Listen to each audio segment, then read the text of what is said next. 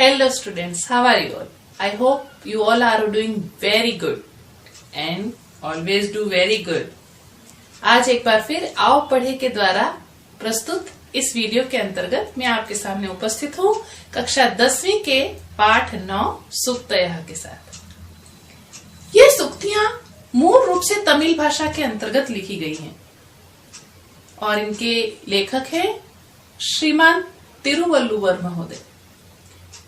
तिरुवल्लुवर महोदय की लिखी हुई इन सूक्तियों को तमिल भाषा के वेदों के नाम से जाना जाता है।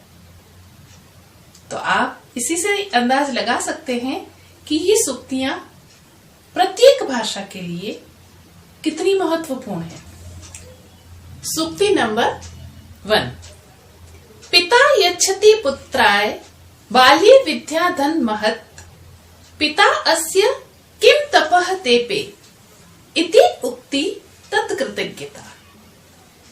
अर्थात प्रत्येक पिता अपनी संतान को बाल्यावस्था में महत् विद्या धनम यच्छति, विद्या रूपी बहुत बड़ा खजाना, बहुत बड़ा धन प्रदान करता है।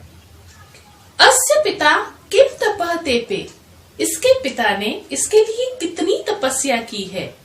इति उक्ति तत्कृतज्ञता, यह उक्ति उनके प्रति कृतज्ञता। अर्थात यदि संतान अपने माता पिता के द्वारा किए गए परिश्रम को समझें, अपने माता पिता को सम्मान प्रदान करें, तो यही उनके प्रति कृतज्ञता ज्ञापन है। प्रत्येक संतान को चाहिए कि वह अपने माता पिता का हमेशा आदर करे और हमेशा इस बात का ध्यान रखे कि उनके विकास में माता पिता का बहुत महत्वपूर्ण योगदान है। सूक्ति नंबर 2। अवक्रता यथा चित्ते तथा वाची भवेत् यदि तदेव आहु महात्मानः समत्वम इति तथ्यतः। अवक्रता यानी कि सरलता, वक्रता का अर्थ है टेढ़ापन और अवक्रता का अर्थ है सरलता। अवक्रता यथा चित्ते, जैसी मन में हमारी भावनाएं हैं, सरलता है, तथा वाची भवेत् यदि, हमारी वाणी में भी यदि ही वैसी ही सरलता रहे, तदेव महात्मनः समत्वम इति आहु, उसी को महात्मा लोगों ने समत्व की संज्ञा दी है, उसी को महात्मा लोगों ने समत्व कहा है। समत्व का अर्थ है कि एक समान भावना। अधिकांश रूप से हम समाज में देखते हैं कि मन में कुछ होता है, बाहर से कुछ बोलते हैं। कुछ मजबूरी भी होती है कि जो हमारे मन में भावनाएं हैं, हम हर समय वह भावनाएं सामने वाले के सामने व्यक्त नहीं कर सकते, परंतु ऐसा हर समय नहीं होता। तो हमें यह कोशिश करनी चाहिए कि हम अपने मन की भावनाओं को भी इतना ही सरल और पवित्र रखें कि हम वाणी के द्वारा व्यक्त करने में बिल्कुल भी ना हिचकिचाएं। सूक्ति नंबर 3। त्यक्त्वा धर्म प्रदाम वाचः पुरुषां यो अभ्युदीरयेत् परित्यज्य फलं पक्व भुंक्ते अपक्वम विभूतिः। इस सूक्ति के द्वारा तिरुवल्लुवर जी ने कहा है कि यह धर्म प्रदाम वाचः त्यक्त्वा, यह यानी कि जो व्यक्ति धर्म प्रदाम वाचः, धर्म प्रदान करने वाली वाणी को त्यक्त्वा छोड़कर, यो अभ्युदीरयेत्, जो उसके विपरीत वाणी बोलता है, फलम पक्वम भुंक्ते अपक्वम विमूढ़ति, वह पके हुए फल को त्यक्त्वा अर्थात छोड़कर अपक्वम फलम भुंक्ते, कच्चा फल खाता है, विमूढ़धीः यानी मूर्ख बुद्धि वाला वह व्यक्ति।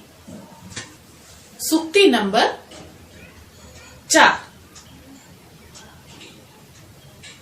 विद्वांसः एव लोके अस्मिन् चक्षुमन्तः प्रकीर्तिताः अन्येषां वदने ये तु ते चक्षुनामानि मते।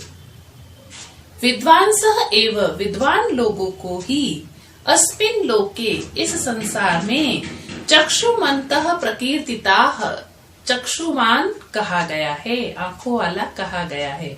अन्येषां वदने ये तो, दूसरों के चेहरे पर जो ये हैं, आंखें जो दिखाई दे रही है, ते चक्षु नामानी मते, वे तो सिर्फ नाम मात्र की आंखें हैं। अर्थात विद्वान ही ऐसा व्यक्ति है जिसे पता है कि किस समय क्या बोलना है, क्या नहीं बोलना है।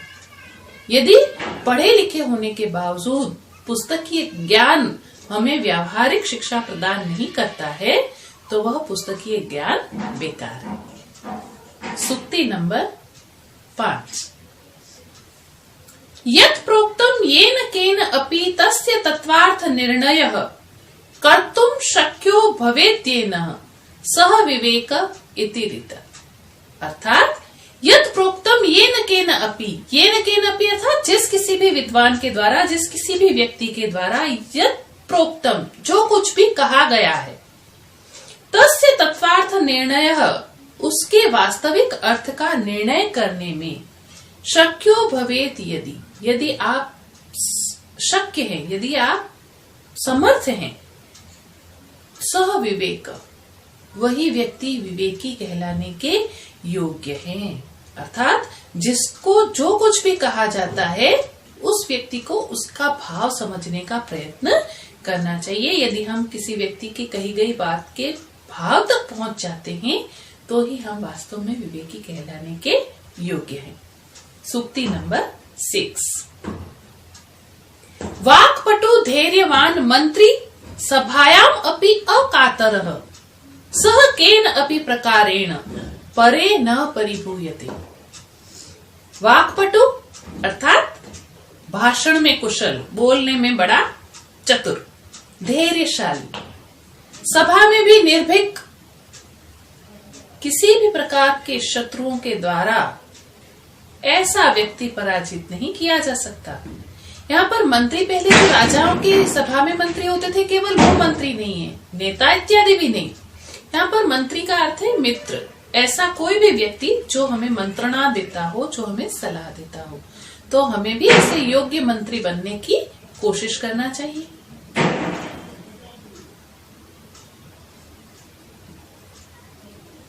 सूक्ति नंबर 7। यह इच्छति आत्मनः श्रेयः प्रभुतानि सुखानि च न कुर्यात् अहितं कर्म सह परेभ्यः कदापि च। यह अर्थात जो व्यक्ति आत्मनः श्रेयः प्रभुतानि सुखानि च इच्छति, आत्मनः श्रेयः यानी अपना भला, प्रभुतानि सुखानि च और बहुत सारे सुख, इच्छति चाहता है, न कुर्यात् अहितं कर्मम उसे दूसरों का, परेभ्य अहितम कर्मम न कुर्यात् उसे दूसरों का अहित कर्म कभी भी नहीं करना चाहिए। अर्थात जो दूसरों के लिए गड्ढा खोदता है निश्चित रूप से स्वयं उस गड्ढे में सबसे पहले गिरता है। तो यदि हम अपना भला चाहते हैं तो हमें दूसरों के लिए अहित कर्म करने की बात कभी भी सोचनी भी नहीं चाहिए। श्लोक नंबर 8 जो कि इस सूक्ति का लास्ट श्लोक है। आचारः प्रथमो धर्मः इत्येत विदुषां वचः। आचारः अर्थात अच्छा व्यवहार, प्रथमो धर्मः हमारा सबसे पहला धर्म है, इत्येषां विदुषां वचः यह विद्वानों की वाणी है। अर्थात विद्वानों ने यह कहा है कि आचार ही हमारा सबसे पहला धर्म है। तस्मात् रक्षेत सदाचारम प्राणेभ्यो अपि विशेषतः। तस्मात् रक्षेत इसीलिए हमें रक्षा करनी चाहिए, सदाचारम सदाचार की, प्राणेभ्यो अपि विशेषतः यदि प्राणों का भी बलिदान देना पड़े तो भी हमें विशेष रूप से सदाचार की रक्षा करनी चाहिए। क्योंकि एक सदाचार ही ऐसा गुण है जो हमें पशुओं से अलग श्रेणी में, मानव की श्रेष्ठ श्रेणी में लाकर खड़ा करता है। लेकिन यदि हम अपने सदाचार को भूल जाते हैं तो फिर हमें एक मानव के रूप में भी स्वयं को परिभाषित करना बड़ा दुष्कर है। तो इसीलिए हमें अपने प्राणों का बलिदान देकर भी अपने सदाचार की रक्षा करनी चाहिए। इस प्रकार इन 8 सूक्तियों के माध्यम से तिरुवल्लुवर जी ने हमने जीवन मूल्य परक अनेक ऐसी शिक्षाएं प्रदान की है जो हमें एक श्रेष्ठ इंसान के रूप में प्रतिष्ठित करने के लिए बहुत आवश्यक है। मैं आशा करती हूँ आपको मेरा यह वीडियो पसंद आया होगा। यदि आपको ये पसंद आया तो आप इसे लाइक एंड शेयर जरूर करें और आओ पढ़े ऐप को सब्सक्राइब करें। बहुत बहुत धन्यवाद।